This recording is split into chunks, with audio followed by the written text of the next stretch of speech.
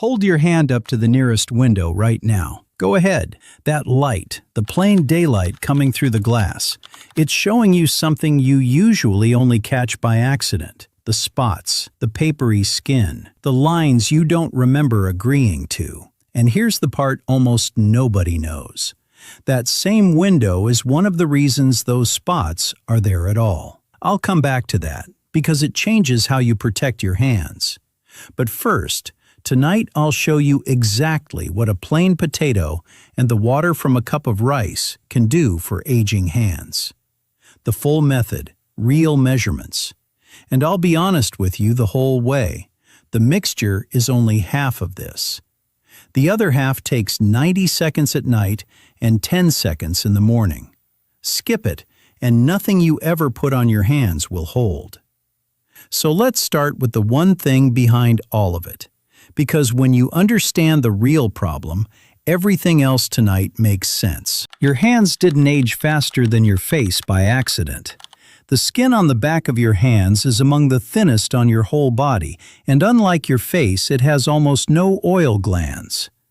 Your face rebuilds its own protective layer all day long. Your hands can't.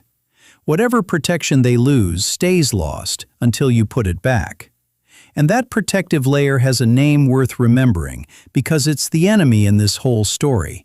It's your skin's barrier. Picture the outer layer of your skin as a brick wall. The cells are the bricks, and your natural fats are the mortar holding them together. When that wall is solid, moisture stays in and damage stays out. When the mortar washes away, the wall gets leaky. And everything that makes hands look old, the dryness, the roughness, the redness, even the way spots settle in, traces back to that one thing, a broken down barrier. Now watch how ordinary life tears it apart. Dish soap and cleaning spray are built to dissolve grease. They cannot tell the difference between the grease on your pan and the mortar in your skin. Every wash strips a little more. Then the sun. And here's what I promised you about that window. Ordinary glass does not block the rays that age your skin. Every hour you've ever driven, the sun was working on your hands through the windshield. Next time you're stopped at a light, glance at your left hand. On most drivers, it's the more spotted one. That's not bad luck, that's a receipt. So by now you understand the hand cream mystery too. Cream isn't useless, but it sits on top of a broken wall.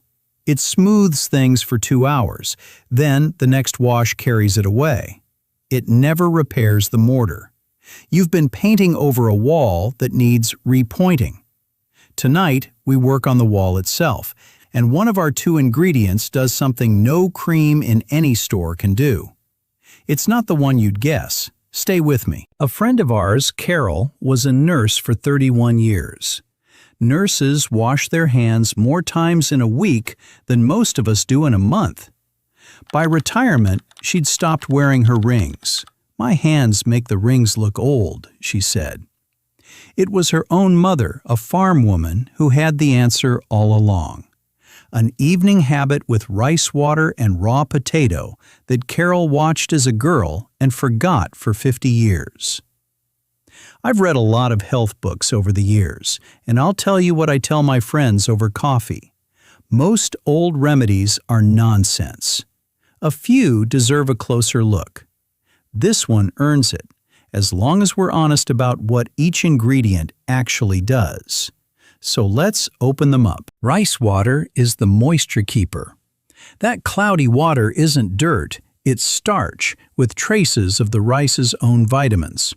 On skin, those fine starches dry into a whisper-thin, breathable film, a temporary patch over the leaky wall that slows moisture from escaping. It's so gentle its acidity sits close to your own skins, which is why it's been used on babies for generations. Cream adds moisture from outside. Rice water helps your skin hold on to its own. Different job entirely. And the potato, here's your answer. This is the one no cream can imitate. Everyone thinks potato is for bleaching spots. That's not its real talent. Raw potato juice carries natural enzymes and mild plant acids that gently loosen the layer of dead, dulled cells clinging to the surface of your hands, the layer that makes skin look gray and feel like paper. Cream can only sit on that layer. The potato helps release it, slowly, a little each night. That's surface renewal, the difference between hands that feel greased and hands that genuinely look smoother. Together, they do a third thing. They calm. Look at your knuckles after the dishes. That blotchy redness is skin protesting the detergents. Cool starch settles it. Potato has been laid on irritated skin for generations for exactly that. And here's what surprises people. Calmed hands look younger before anything else even changes, because redness reads as aged just as loudly as spots do. Which brings us to the spots. And I'll give it to you straight, because I respect you too much to exaggerate. Those spots took 30 years of sun to form. No vegetable dissolves them in a week. Anyone promising that is selling something. What steady use can honestly do is soften the contrast. Brighter, smoother, calmer skin around the spots. So the whole hand reads as more even, more cared for. That's the true version. And the true version is still worth 40 cents and 15 minutes. Now the preparation. Every step has a reason, and there's one point where the whole remedy quietly succeeds or fails. I'll flag it when we reach it. The rice water. Half a cup of plain white rice. Rinse once, fast, and pour that first water away. That's just surface dust. Then cover the rice with 1 cup of clean water and leave it 30 minutes, not 5. The starch needs time to release. Swirl it with your fingers until the water turns milky, like thin, skimmed milk. That cloudiness is the entire point. Strain, keep the water, cook the rice for dinner. Nothing wasted. The potato. 1 small potato, washed and peeled. Here's the step people get wrong. Grate it on the fine side. Not slices, not chunks, fine. The potato's enzymes are locked inside its cells, and only fine grating breaks enough of them open. Rubbing a potato slice on your hands delivers a fraction of nothing. The grating is the work. Squeeze the pulp through a clean cloth until you have about 1 tablespoon of cloudy juice. The mix. 1 tablespoon potato juice, 2 tablespoons rice water, the texture of thin milk. 2 adjustments for your hands. Very dry, winter cracked dry.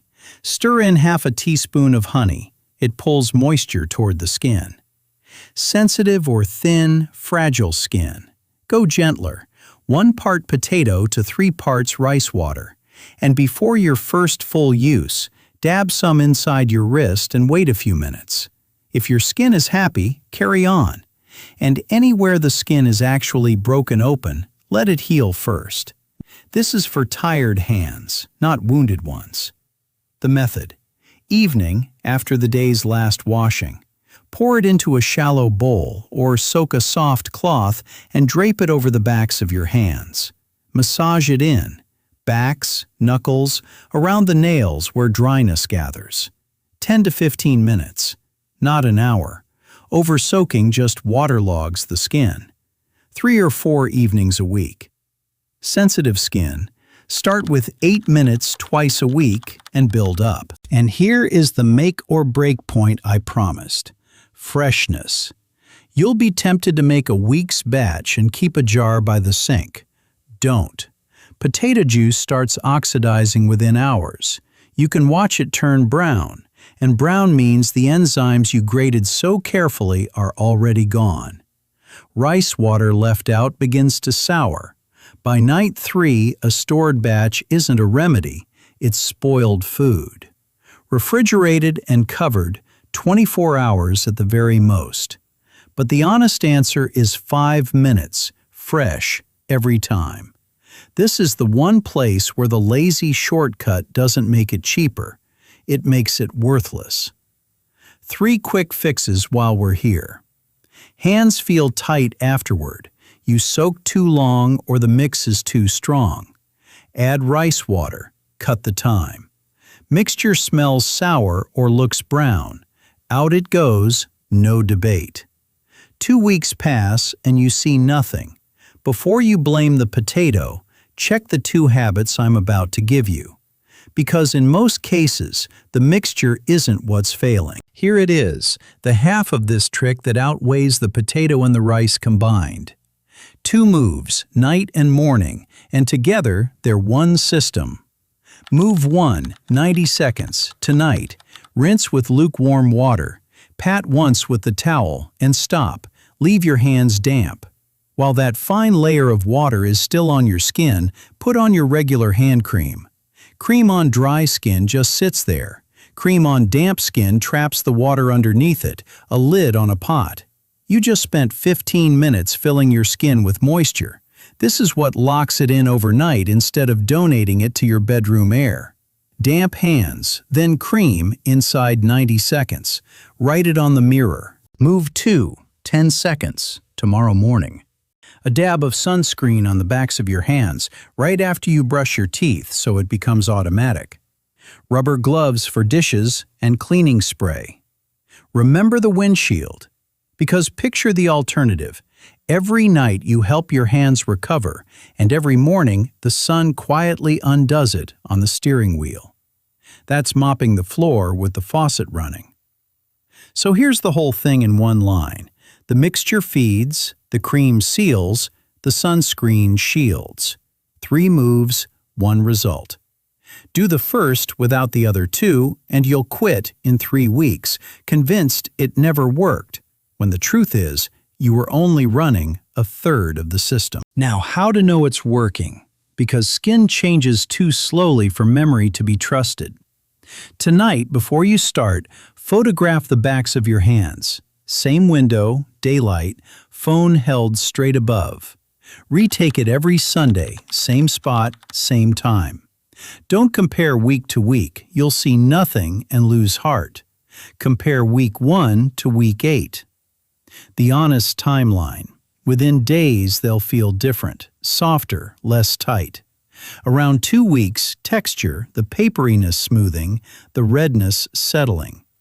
The evening of tone around the spots is the slow one.